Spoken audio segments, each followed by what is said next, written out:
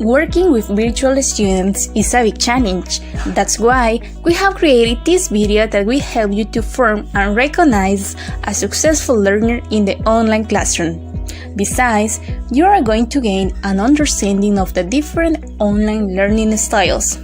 And something quite important is that you are going to become competent in maximizing the potential of the virtual students.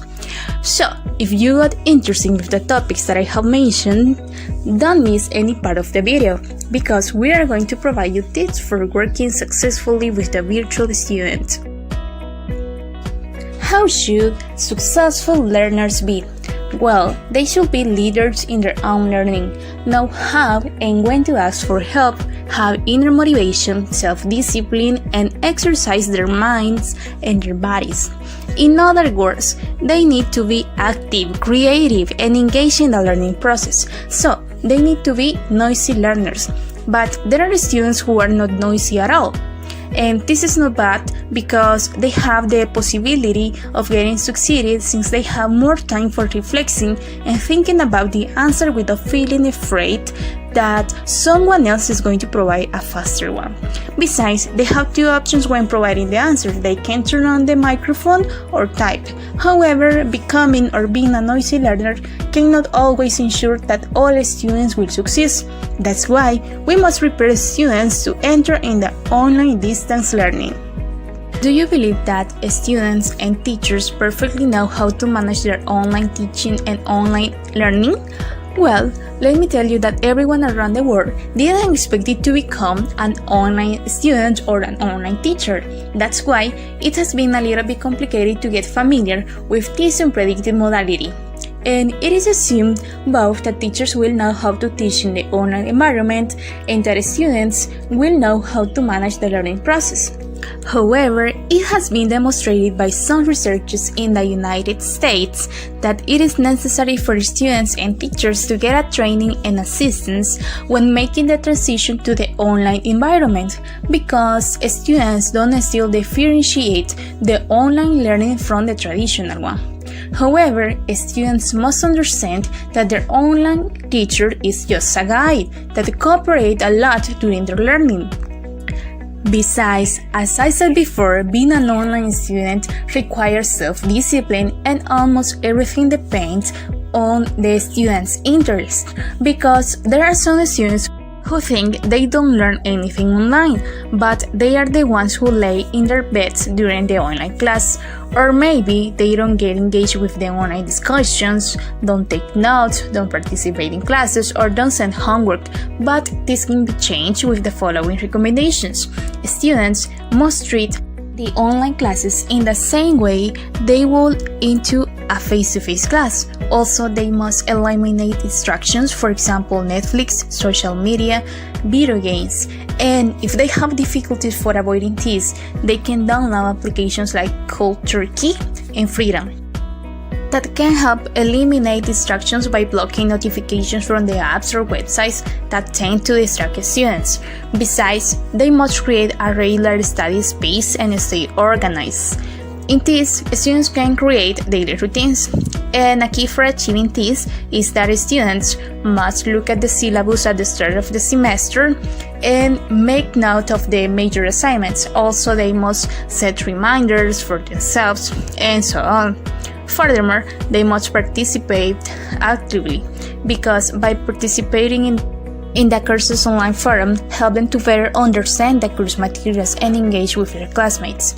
And the last one is that students must take advantage of their network by building relationships with other students and engaging in online discussion boards, because their peers can be a valuable resource when preparing for exams or asking for feedbacks or assignments.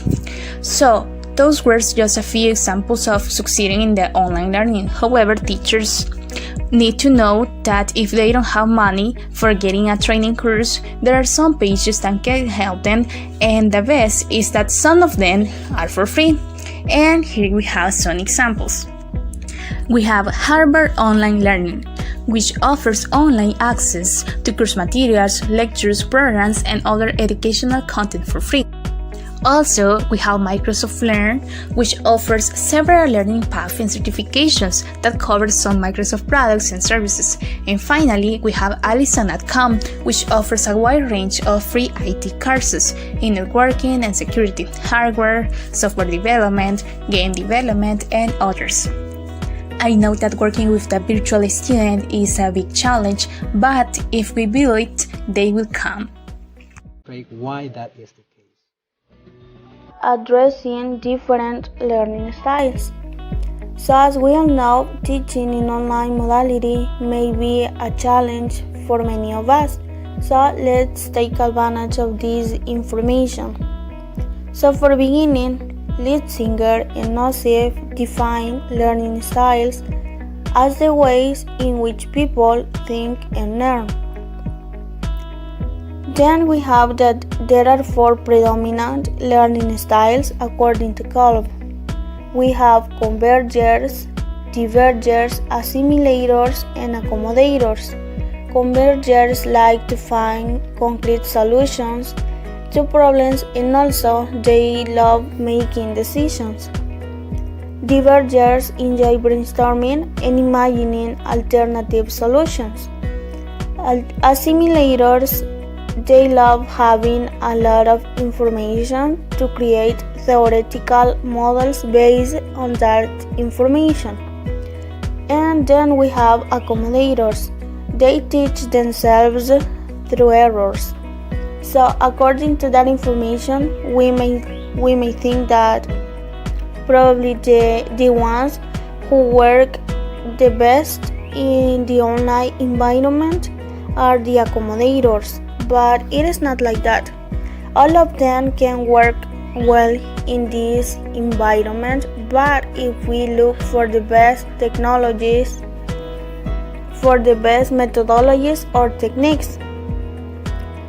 So we also know that there are some people who works better when they hear something or when they see something. What I mean is that we may have students that can be auditory because they retain more information about or through what they hear, and visual learners they retain more information through what they see.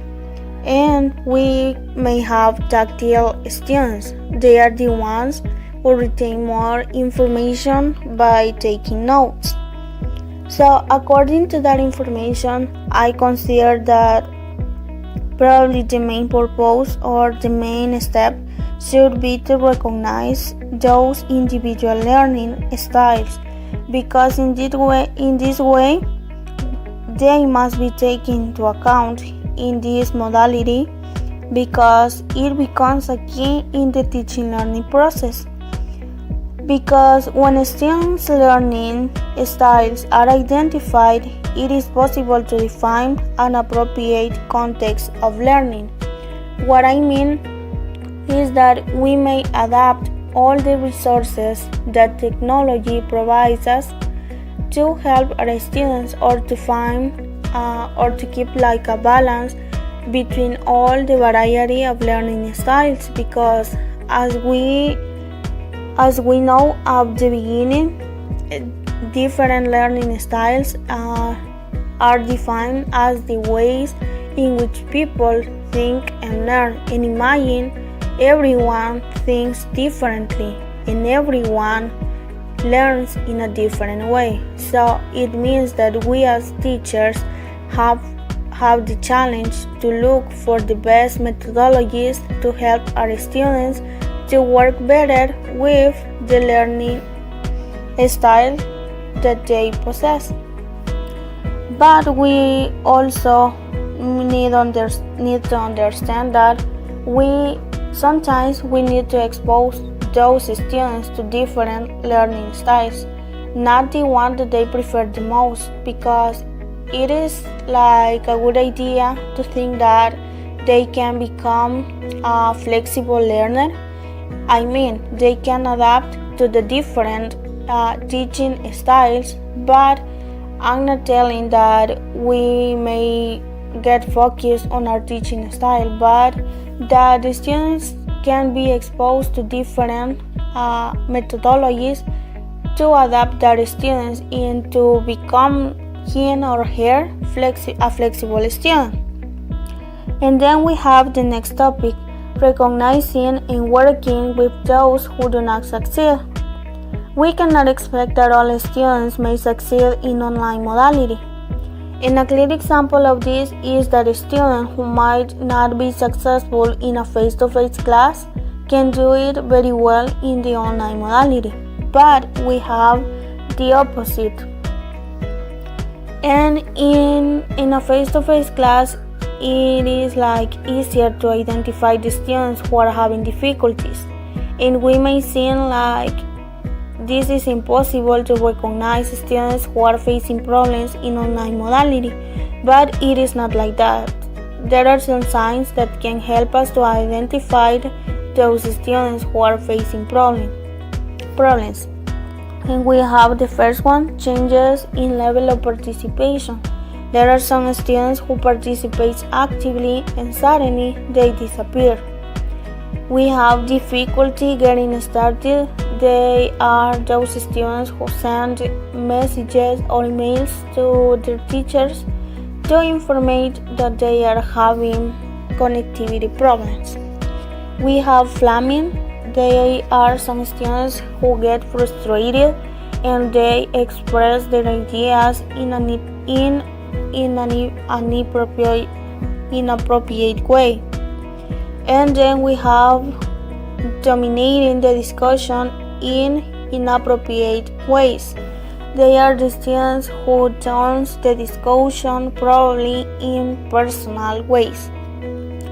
So we need to understand that the teaching learning process is related because in order to create an effective learning process in our students, we need to know their learning styles, and also we need to identify those students who do not succeed in this modality.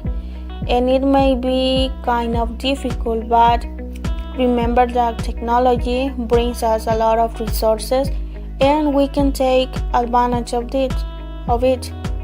We can look for those resources, we can work on them, we can manage them, and also we can adapt them to help our students because everyone learns in a different way, and it is our duty as teachers to help our students.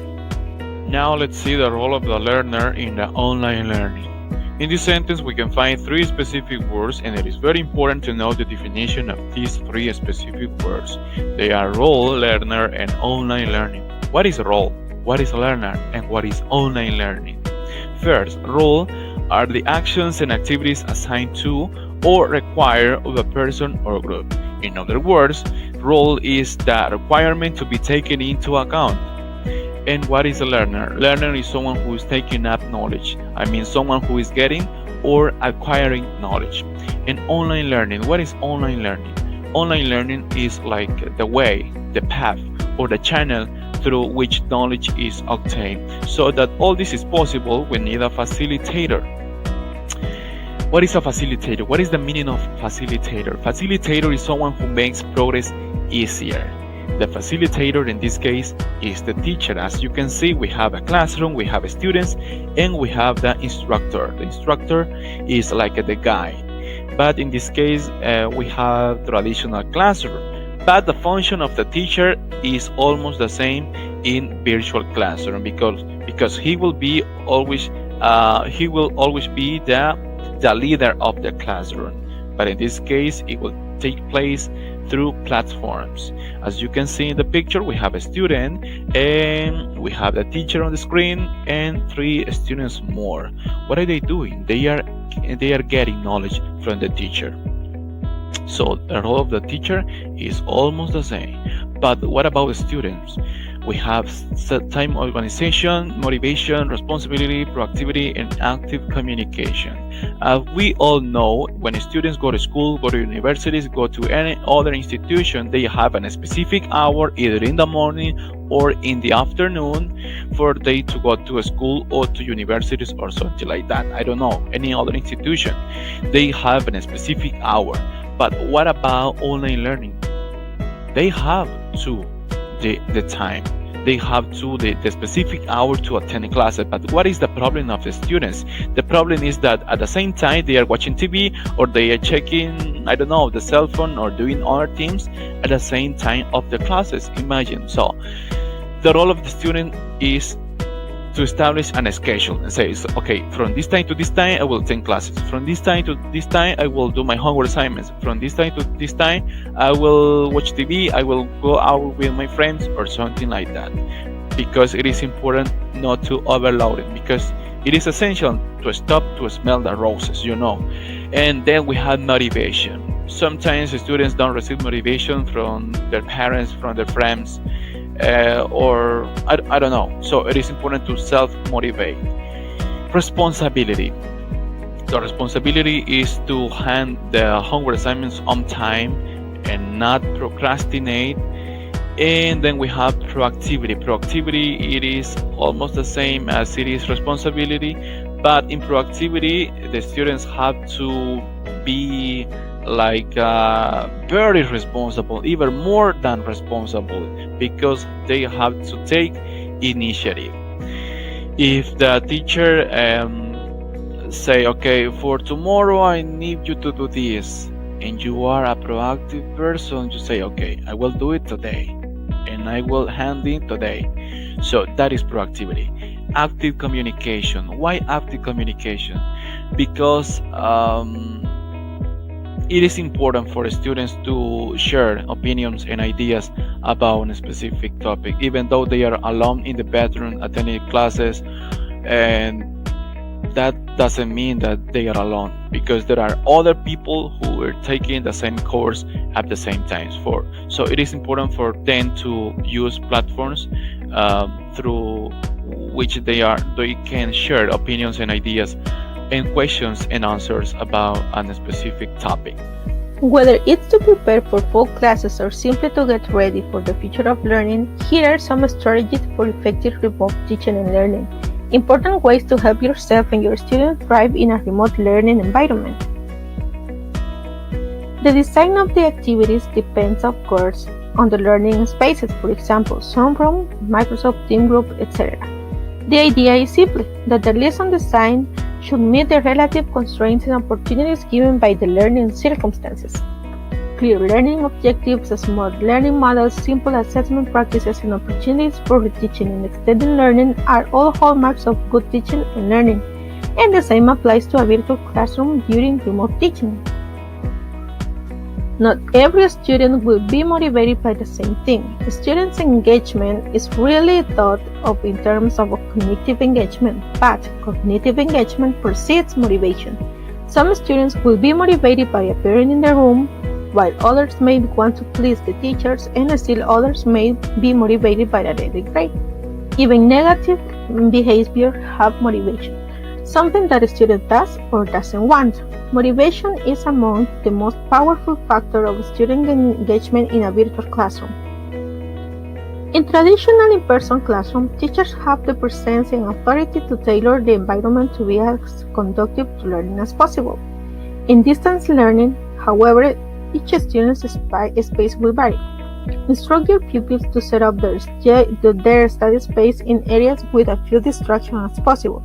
Distractions come in a variety of forms, including noises, food traffic, sirens, smell from cooking food, and visual attention grabbers. For tips to deal with digital distractions, encourage students to separate their school time and their personal time, just as teachers and other professionals should have a work-life balance. To that end, recommend your pupils to find a dedicated space, one which will be only used for schoolwork. As humans, we have an innate desire of tendency to socialize. However, with remote learning, students don't get the social stimulation they would have gotten from an in-person learning environment. To help your students overcome any negative effect of remote learning, such as restlessness, lack of motivation or interest, and cabin fever, Encourage them to collaborate with each other, both during and between classes. Depending on the amount of students in the platform you are using, some students may be completely forgotten or looked over, which isn't ideal, as you might imagine. With distance learning, especially when handling larger groups of students, it's important to informally keep track of their participation to make sure they each tune in and understanding the material. In remote learning, you'll have to be proactive rather than reactive. Also, a crucial factor is another kind of inclusion, equitable access for every student, every day, from hardware and bandwidth to ECE accommodation, language barriers, and socioeconomic factors. To give yourself and your students the best possible learning experience, make sure you are taking advantage of what's available. Modern classroom management tools such as Top Hat and Google Classroom. Not all interfaces are literal. Student interaction aren't just with technology tools. Students also interface and interact with one another, with information, and with the people around them at home while trying to participate in the virtual classroom. Finally, make sure you are available for your students, as remote learning is more challenging on the communication front. Be aware of how frustrating the remote learning experience might be for your students and adjust your availability accordingly. If you can, set up an after-hours hotline on Microsoft Teams or another platform where students can write in without appointments for quick, easily answered questions. For those who might need extra time with you, set aside several 10 or 15-minute blocks in your afternoon or early evening for your students' reserve. Don't forget, remote teaching will have a different learning curve for every educator, but as long as you keep students and their needs first, you'll most certainly find that it will be easier and obviously for yourself as well. Teaching students to learn in the online environment. Online learning is a new word for students, and most of the time they are unaware of the demands that online learning places on them. Students have to enter in a non-traditional learning, having traditional expectations. The student thinks that online learning will be more concerned about their necessities, or it is suitable for them because of distance, work, or family demands. But then they realize that online learning conveys an extra effort to be successful. It is important for students to know before entering in an online course that rather than traditional learning, the teacher just plays a role of facilitator. The teacher just develops the class material and guides the students, but the student is the main responsible of his work and learning. It means that online learning is more independent than traditional learning. Some universities, like Pennsylvania University, offer an introductory online course to teach students about online learning. Others incorporate face-to-face orientation, and both of these are mandatory before embarking in an online course. But we can assume that our students know everything about online learning. If we want to create empowered students, we must pay attention to those little details and teach our teachers how to teach, and teach our students how to learn in an online environment. Here are some points to be considered to be tough during an introductory course of online learning. First of all, the basics of logging on the internet, including use of browser, accessing to the course site, saving and printing material found online, basic internet searching, and email. This is important because we will have a lot of cases of students who had never used a computer before because they didn't have the resources to access to one. Second, what is required to become a successful online learner, and how to organize their time for classes and students. Number 3, the difference between face-to-face classes and online courses, including the role of the instructor and the role of the students, as well as expectations about the students will be evaluated. Here are some tips for successfully working with the virtual student. Number 1. Do not assume that students will be automatically know how to learn online. Create a warm, supported environment in which they can learn. If the institution does not provide an orientation course for students, an instructor can include some tips and guidelines. Construct a course that is varied and address different learning styles. This does not mean using complex forms of technology, but instead designing assignments and approaches that require both action and reflection. Number 3. Encourage and empower students to take charge of the learning process. Provide them assignments that allow them to explore, research, and work collaboratively. As a conclusion, stay present and be responsive to a student's needs and concerns. Remember that online learning is something new for them, and if teachers don't help students, they will feel frustrated. Now, it's time to practice. Please pause the video and take the time to answer the questions below